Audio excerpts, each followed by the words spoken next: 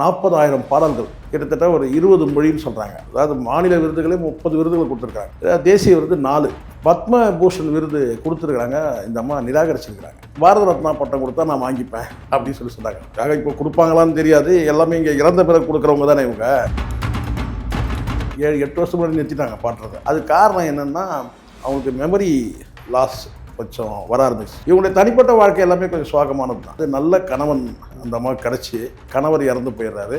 மகன் வந்து பார்த்தீங்கன்னா இப்போ தான் ஒரு 4-5 மாதத்துக்கு முன்னாடி ஹார்ட் அட்டாக்ல இறந்துறாரு. அதை விட பெரிய சோகம் என்னென்னா, அதுக்கு பிறகு வந்து பார்த்திங்கன்னா அவங்களுக்கு வந்து 2 பேத்தியில் ஒரு பேத்தி வந்து அமெரிக்காவில் இருக்கிறாங்க. அவங்க ஃபயர் ஆக்சிடெண்ட்டில் இருந்தாங்க. அது ஒரு சோகம் அவங்களுக்கு. ஸோ லைஃப்பில் வந்து இவங்க நேசிக்கக்கூடிய நபர்கள்லாம் இறந்துருக்காங்க. கணவர், மகன், பேத்தி. ஸோ இப்படி அப்புறம் என்ன ஏதாவது கிளறி விட்டிங்கன்னா அப்புறம் நான் ஏடாகூடமாக பேசிப்பேன். நான் அப்புறம் இங்கே துக்கம் விசாரிக்கிறத விட பார்த்தீங்கன்னா சீன் போடுறது தான் ஜாஸ்தி. இதே தமிழ்நாட்டில் வந்து அடக்க முடிந்தால் சீன் போட்டிருப்பாங்க. இந்த இருக்க மைசூர் எவ்வளோ நேரம் ஆகும்? 4 மணி நேரம். அதுவும் நீங்கள் என்ன நடந்தா போகிறீங்க? பத்திரிகையாளரே மறுக்கிறவங்கள நீங்கள். இல்லை, ரஜினி கமல்லாம் கூட போகலையே. யாருமே போகலப்பா. நீ பார்த்துருப்பீங்களா?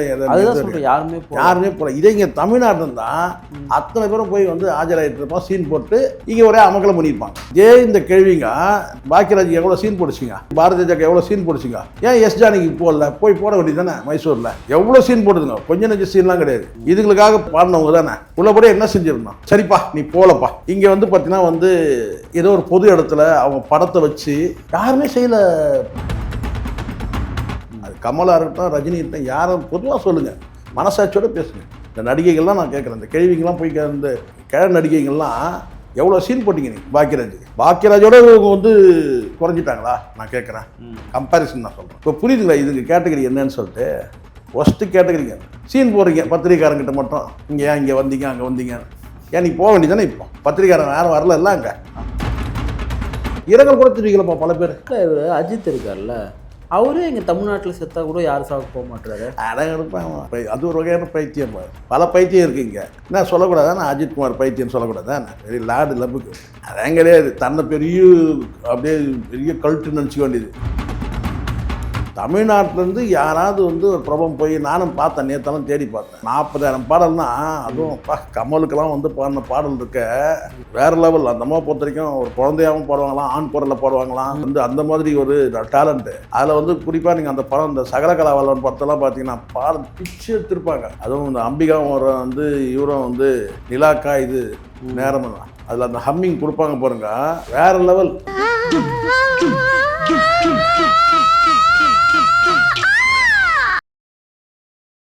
வணக்கம். வணக்கம். ஜானகி அம்மா அவர்கள் பாடகி. தமிழ் சினிமா மட்டும் இல்லை, இந்தியாவில் மிகவும் பிரபலமானவங்க. அவங்க வந்து மரணம் வந்து அடைந்திருக்காங்க. 46,000 பாடல்கிட்ட பாடின ஒருத்தவங்க. எப்படி பார்க்குறீங்க உங்களுடைய மறைவை? இல்லை, மிகப்பெரிய ஒரு சாதனை பெண்மணியாக தான் இருக்கிறாங்க. இங்கே பல பேருக்கு பிரதாப் நம்மக்கிட்ட இருக்க பெரிய கோளாறு என்னென்னா, அவங்க சாதனையெல்லாம் வந்து உயிரோடு இருக்கும்போது நமக்கு தெரிய மாட்டேங்குது. ஒரு வார்த்தை இந்த இடத்துல நான் பதிவு பண்ணுறேன். எஸ்பிபி இறந்தார்ல. ஆமாம். எஸ்பிபி இறந்த பிறகு அவங்க பையன் வந்து ஒரு மீட்டிங்கில் ஒரு நேர்காணலில் சொல்கிறாரு. அந்த டெத்தெல்லாம் அந்த இதெல்லாம் முடிஞ்ச பிறகு, சடங்கு சம்பிரதாயம் இதெல்லாம் முடிஞ்ச பிறகுன்னு சொல்கிறாரு, எங்கள் அப்பாவுக்கு இவ்வளோ புகழ் இருக்குதுன்றத நாங்கள் இறந்த பிறகு தான் தெரிஞ்சுக்கிட்டோன்னு சொல்கிறாரு. இது வேறு யாரும் சொன்னால் பரவாயில்ல, ஒரு மகனே சொன்ன வார்த்தை என்னன்னா, எங்கள் அப்பா இறந்த பிறகு தான் அவருக்கு எவ்வளோ புகழ் இருக்குன்றத தெரிஞ்சுக்கிட்டாங்க அப்படின்னு சொல்கிறாங்க. அது மாதிரி தான் நானும் பார்க்குறேன்னு கேட்டிங்கன்னா, நிகழ்காலத்தை நம்ம பார்க்கக்கூடிய ஆளுமைகள் எல்லாமே நம்ம ஒரு ஆளுமையாக பார்க்குறோம், அவ்வளோதான். ஆனால் அவங்களுடைய எவ்வளோ சாதனைன்றதை நம்ம பார்க்கவே முடியல. இப்போ இன்றைக்கி காலையில் வந்து நான் வந்து ஜஸ்ட்டு வந்து ஒரு சினிமாவோட பிரபல இயக்குநர்கள் யாருன்றதை, ஹாலிவுட் இயக்குநர்கள் யாருன்றதை நான் பார்க்குறேன். கிறிஸ்டோபர் அப்படின்னு சொல்லி ஒரு ஆளுமை, அது கேட்டினா ஒரு இயக்குனர் கிறிஸ்டோபர்னு சொல்லி, அவர் இப்போ நம்ம ஜேம்ஸ் கேமரூன் இருக்கார் இல்லையா, அந்த மாதிரியான கிறிஸ்டோபர் எட்வர்ட்னு தெரியும். அப்போது ஒரு ட்ராக் ரெக்கார்டு எடுத்து பார்க்குறேன். அப்படியே எங்கள் அப்பா சினிமாவில் எவ்வளோ அச்சீவ் பண்ணியிருக்காரு. ஜேம்ஸ் கேமரூன் நம்ம காலத்தில் தெரிஞ்சோம்னா இவர் அதுக்கு முந்தைய பீரியடு அவ்வளோ ரெக்கார்டு இருக்குது. அப்போது நம்ம இன்னும் எவ்வளோ ஆளுமைகள் நமக்கு வந்து இருக்கிறாங்க, நம்ம கண்ணுக்கு முன்னாடியே இருக்கிறாங்க. இவங்களாவது ஹாலிவுட்டில் இருக்கிறாங்க. இவங்களாம் நம்ம கண்ணுக்கு முன்னாடியே. ஒரு பெண்மணி வந்து பெரிய பின்புலம் கூட கிடையாது அவங்களுக்குலாம். ஒரு சங்கீத பின்புலம் இருக்கா பெருசாக இருக்கிறதுனா கிடையாது. ஒரு 40,000 பாடல்கள், கிட்டத்தட்ட ஒரு 20 மொழின்னு சொல்கிறாங்க. 20 மொழின்றது வந்து சாதாரணமாக வந்து எல்லா மொழியிலும் வந்து பார்த்தீங்கன்னா புலமை இருக்காது. ஆனாலும் எழுதி கொடுத்து அதை பாடுறதுன்னு இருக்குல்ல, தாய்மொழியில் எழுதி கொடுத்துருவாங்க, இல்லை இவங்களுக்கு தெரிஞ்ச மொழியில் எழுதி கொடுத்தாங்கன்னா அதை பாடுறதுன்னு ஒன்று இருக்குது. ஆனாலும் வந்து ஒரு பாடல்னு வரும்போது பார்த்தீங்கன்னா அந்த ஏற்றம் இறக்கம் எல்லாமே இருக்கணும்ல. அப்போ அந்த மொழி ஆளுமை வந்து கொஞ்சமாவது தெரிஞ்சாலும் ஆமாம் பாட முடியும். அப்போ கிட்டத்தட்ட ஒரு 20 மொழியில் 40,000 பாடல்கள் வந்து பாடினா மிகப்பெரிய ஒரு அச்சீவ்மெண்ட்டு.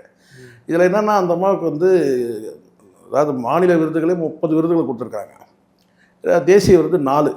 அந்த 4ல் 2 வந்து இளையராஜாவால், ஒன்று செந்தூரப்பூவே, இன்னொரு வந்து பார்த்தீங்கன்னா வந்து இஞ்சி இருப்பழகி. இது 2 இவர்கிட்ட, இவர் மூலமாக. அதுக்கப்புறம் வேற்று மொழியில் 2 வாங்கியிருக்காங்க. ஸோ 4 வந்து தேசிய விருது. பத்மபூஷன் விருது கொடுத்துருக்குறாங்க, இந்த அம்மா நிராகரிச்சிருக்கிறாங்க. எனக்கு வந்து கொடுக்க வேண்டிய காலத்தில் கொடுக்காம காலதாமதமாக நீங்கள் கொடுத்தீங்க. அது சில நேரங்களில் அந்த மாதிரி வரும். எப்படி வரும்னு கேட்டிங்கன்னா, அந்த பத்மபூஷன் இந்த விருது கொடுக்கும்போது முன்ன பின்னெல்லாம் நினைப்பாங்க. இப்போ உதாரணத்துக்கு இப்போ கமல் இருக்கிறாரு, ரஜினி இருக்கிறாங்கன்னு வச்சுங்களேன்.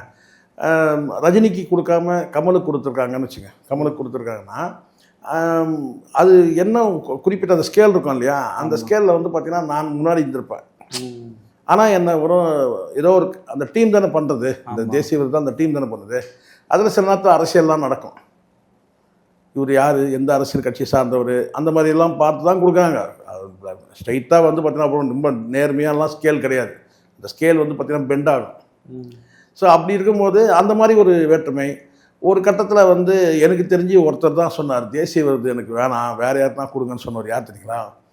பாடல், அதாவது கேஜேஎஸ் சொன்னார், 5 தேசிய விருது கொடுத்துட்டீங்க எனக்கு 5 முறை, இனிமேல் வரக்கூடிய புதியவர்களுக்கு கொடுங்கன்னு சொன்னார். ஸோ விருதுகளை வந்து அவாய்ட் பண்ணுறதுன்னு ஒன்று இருக்குல்ல, அது வந்து அவர் ரொம்ப நேர்மையாக சொன்னார். இன்னும் இளம் பாடகர் எவ்வளோ பேர் வராங்க, அவங்களுக்கு கொடுங்க அந்த தேசிய விருதை அப்படின்னு சொல்லி கேஜேஎஸ் சொன்னார்.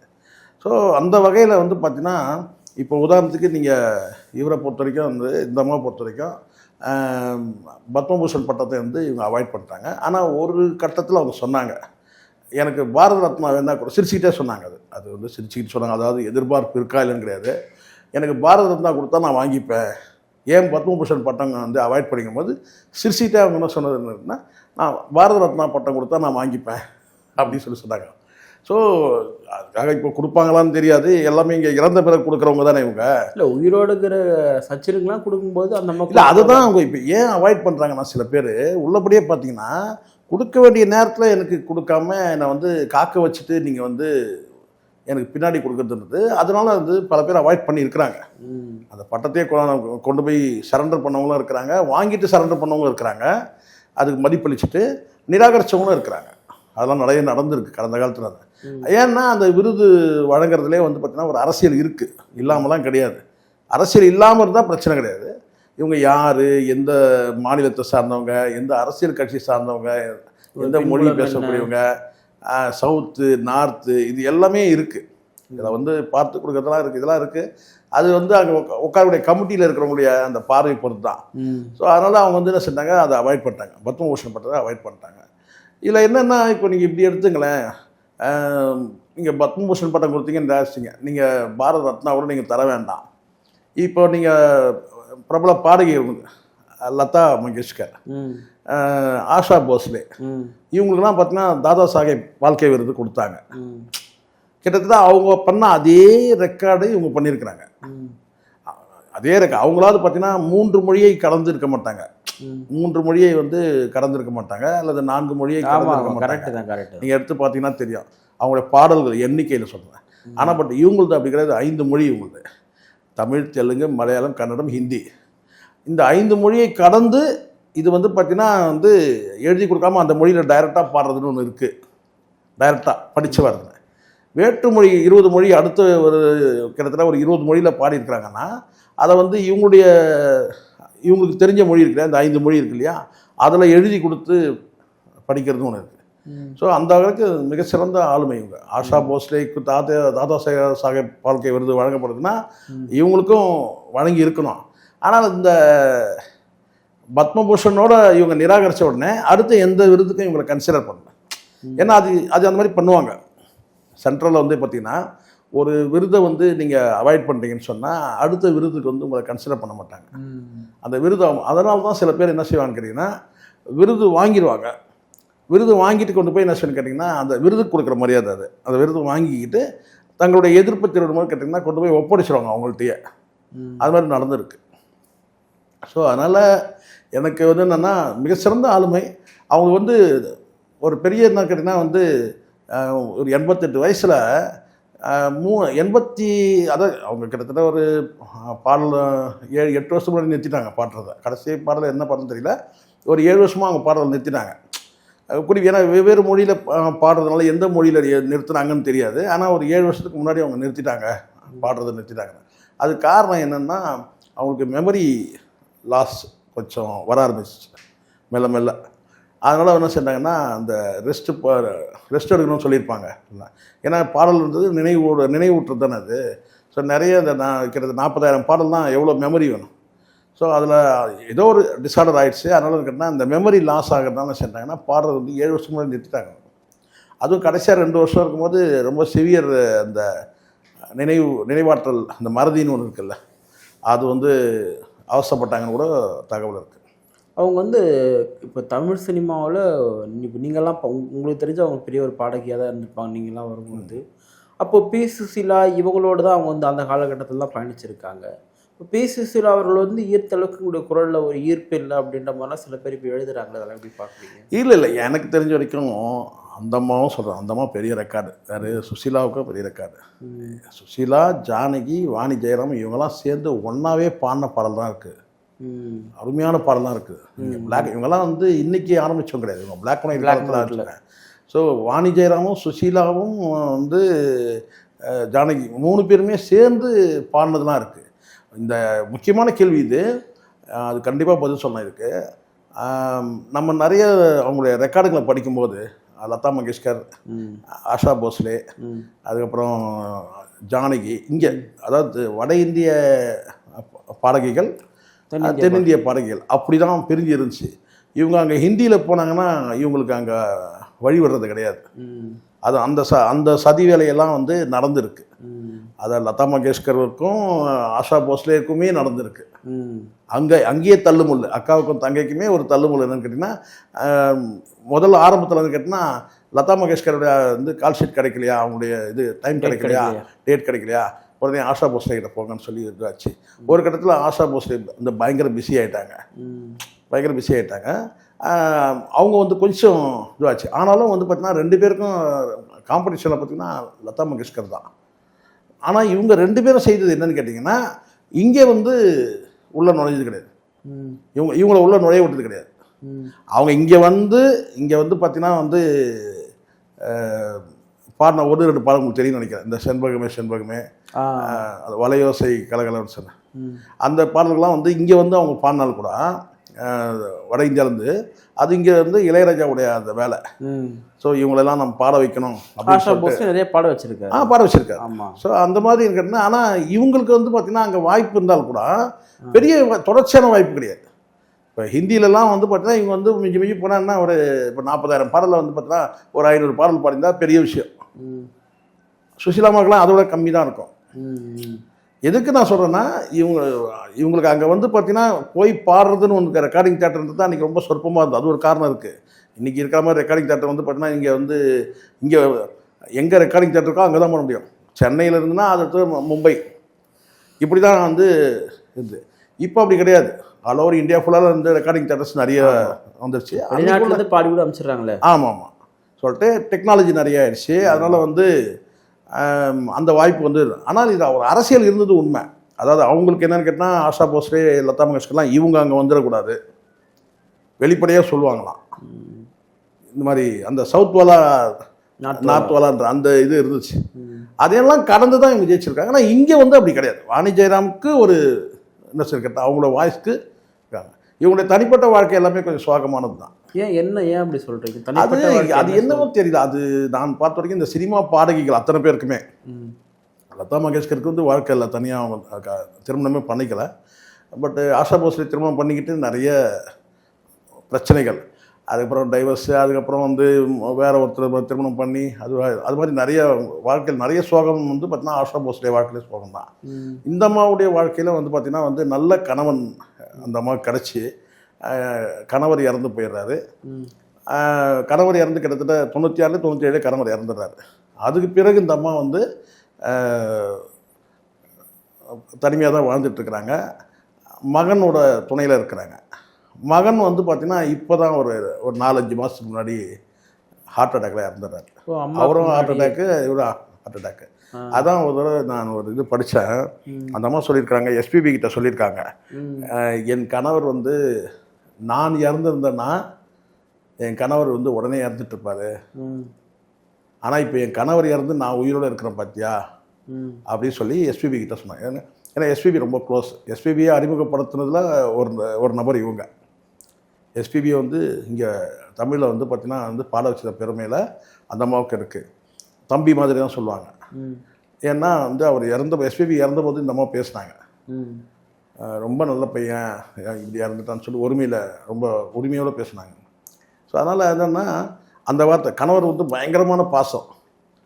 நான் இறந்துருந்தேன்னா வந்து என் கணவர் என்னோட சேர்ந்து இறந்துட்டுப்பாரு. ஏன்னா என் கணவர் இறந்துட்டார், இப்போ நான் வந்து உயிரோடு இருக்கிறேன் அப்படின்னு சொன்னாங்க. அப்போ ஒரு 4-5 மாதத்துக்கு முன்னாடி அவங்க மகனும் இறந்துட்டார்.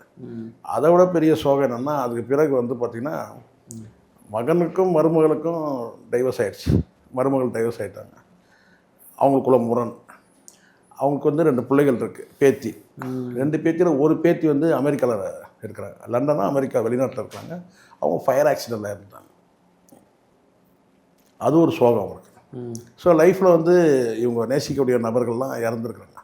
கணவர், மகன், பேத்தி. ஸோ இப்படி ஒரே மகன் இல்லை, 2-3 மகன் இருந்தாலும் ஒரே மகன் தான். அது ஒரு பெரிய இது இல்லை. அதனால் கடைசி காலம் ரொம்ப கஷ்டம்தான் இருக்கும். ஒரு 2 வருஷமாக அவங்க வந்து மெமரி லாஸ், என்ன தான் ரெஸ்ட் எடுத்தாலும் கூட அந்த மெமரி லாஸ்ன்றது அவங்களுக்கு இருந்துகிட்டே இருந்துச்சு. அவங்க பாடின பாடலை அவங்களுக்கே நினைவு இல்லாத மாதிரி ஒரு ஃபீலு. இப்போது இவங்களுடைய மறைவுக்கு தமிழ்நாட்டிலேருந்து யாரும் பெருசாக போய் பார்க்கவே, இங்கே இருந்தால் சீன் போட்டிருப்பாங்க. அப்புறம் என்ன ஏதாவது கிளறி விட்டிங்கன்னா அப்புறம் நான் ஏடாகூடமாக பேசிடுவேன். நான் அப்புறம் நானும் பார்த்து யாரும் நான் தான் சொல்கிறேன்ல, இங்கே வந்து இங்கே துக்கம் விசாரிக்கிறத விட பார்த்தீங்கன்னா சீன் போடுறது தான் ஜாஸ்தி. இதே தமிழ்நாட்டில் வந்து அடக்கம் பண்ணியிருந்தால் சீன் போட்டிருப்பாங்க. இதாக இருக்குது மைசூர் எவ்வளோ நேரம் ஆகும் நீங்கள் சொல்லலாம்? 4 மணி நேரம். அது நீங்கள் என்ன நடந்தால் போகிறீங்க? லைட்டில் போனால் டக்குன்னு இல்லை பைக்கில் போகிறீங்களா இல்லை வந்து உண்மையாக சொல்கிறேன். நம்ம வந்து பார்த்தீங்கன்னா ஒரு பார்வையாளர், ஒரு பத்திரிகையாளர் நம்ம போகிறதில்ல. நீங்கள் பத்திரிகையாளரே மறுக்கிறவங்கள நீங்கள். இல்லை ரஜினி கமல்லாம் கூட போகலையே, யாருமே போகலப்பா. நீ பார்த்துருப்பீங்களே, யாருமே போகல. இதே இங்கே தமிழ்நாட்டில் இருந்தால் அத்தனை பேரும் போய் வந்து ஆஜராகிட்டு இருப்போம், சீன் போட்டு இங்கே ஒரே அமக்கலம் பண்ணியிருப்பாங்க. இப்போ புரியுதுங்களா? இதுதான் இங்கே இந்த மக்கள்கிட்ட இருக்குது. தமிழ்நாட்டிலேருந்து யாராவது வந்து ஒரு ப்ராப்ளம் போய் நானும் பார்த்தேன், நேற்றாலும் தேடி பார்த்தேன், நானும் பண்ண. அதே இங்கே அடக்கம் பண்ணியிருந்தாங்கன்னா அத்தனை பேரும் அப்பியர் ஆகிருப்பீங்க. ஏன் எவ்வளோ நேரம் ஆக போகுது? உங்களுக்காக அவ்வளோ பாடல் பாடியிருக்காங்க. அதுதான் நான் சொன்னேன், உங்களுக்காக குரல் கொடுத்துருப்பாங்க. எவ்வளோ பாடல், 40,000 பாடல்னா அதுவும் கமலுக்கெல்லாம் வந்து பாடின பாடல் இருக்க வேறு லெவல். அந்த அம்மா பொறுத்த வரைக்கும் ஒரு குழந்தையாகவும் பாடுவாங்களாம், ஆண் குரலில் பாடுவாங்களாம், மல்டி. அதில் வந்து அந்த மாதிரி ஒரு டேலண்ட்டு. அதில் வந்து குறிப்பாக நீங்கள் அந்த படம், இந்த சகலகலாவல்லன் படத்தெல்லாம் பார்த்தீங்கன்னா பாடல் பிச்சு எடுத்துருப்பாங்க. அதுவும் இந்த அம்பிகாவும் வந்து இவரும் வந்து நிலாக்கா இது நேரம் தான், அதில் அந்த ஹம்மிங் கொடுப்பாங்க பாருங்க, வேற லெவல். அது செந்தூர போய் என்ற அந்த ஒரு பாடலை யாராவது முணுமுணுக்காத எவனாச்சும் இருப்பானா? யாராச்சும் இருப்பாங்களா? அந்த செந்தூர போவேன்னு சொல்லி. ஸோ இது இப்போ நம்ம பேசுகிறோம், யாருக்குறைய 2 நாள் ஆச்சு. நம்ம என்ன வியாபாரத்தை கமர்ஷியலுக்காக உட்காந்து பேசினுக்கிறோம். அவங்க புகழ் பற்றி பேசணும்ல. நம்ம வியாபார நோக்கத்துக்கு நம்ம பேசலை. அவங்க இப்போ அது பேசணும், அன்றைக்கே பேசணும், புரிய சொல்கிறது. ஆனால் அப்படி கிடையாது.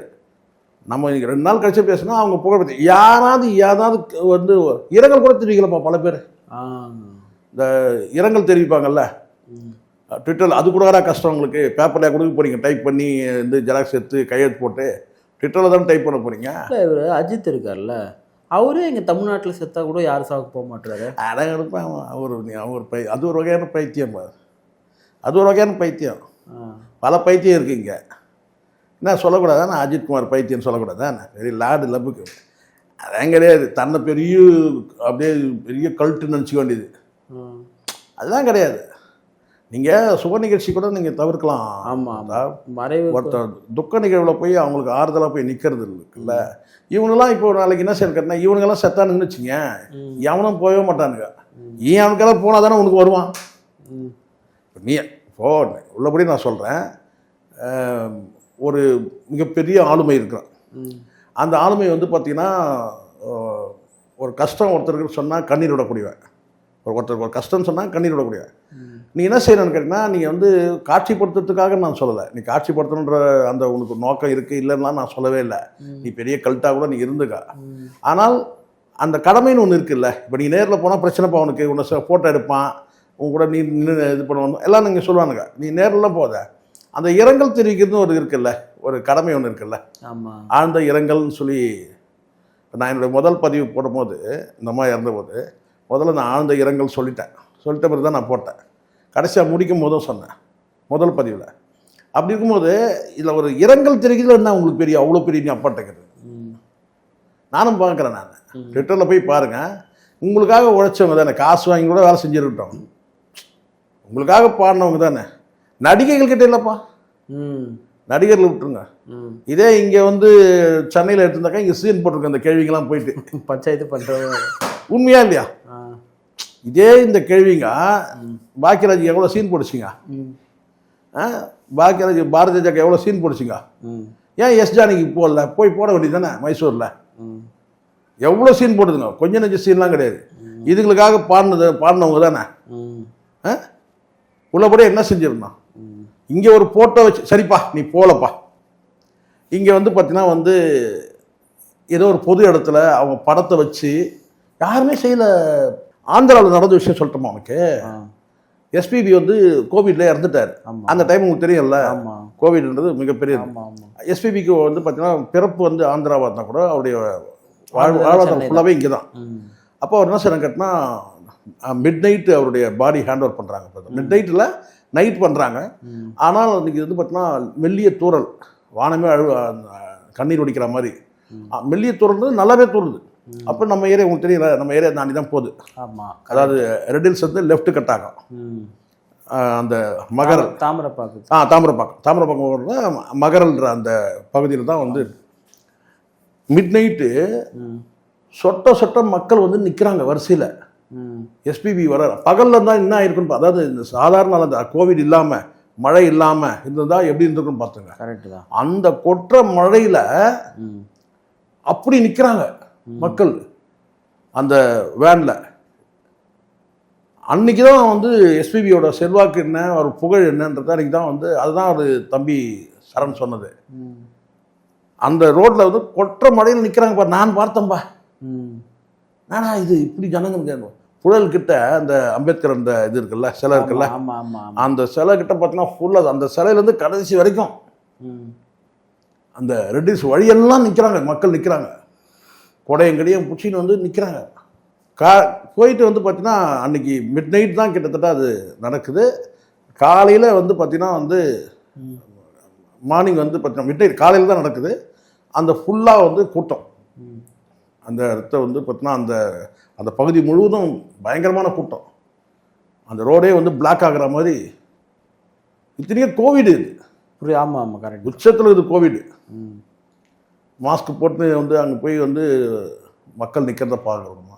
ஸோ அதனால் இது எதுக்கு சொல்கிறேன்னா, அந்த டைமில் ஆந்திராவில் வந்து பார்த்திங்கன்னா பல இடங்களில் அவருடைய ஃபோட்டோ வச்சு, யாருடைய ஃபோட்டோ வச்சு, எஸ்பிபியோட ஃபோட்டோ வச்சு மரியாதை செஞ்சாங்க.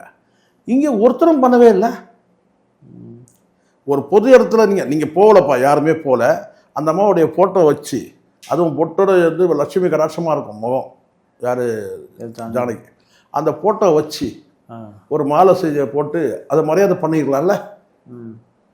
நீங்கள் போகலன்னா கூட என்னடா சினிமாக்காரனுங்க இப்படி இருக்கிறீங்க, என்ன இப்படி இருக்கீங்க நீங்கள், கர்நாடகாவில் பண்ணால் அவ்வளோதானா? அப்போது கர்நாடகாவில் ஒரு இடத்துல வச்சு ரொம்ப மரியாதையாக வந்து வரிசையாக நின்று மரியாதை செலுத்துறதை நம்ம பார்க்குறோம்.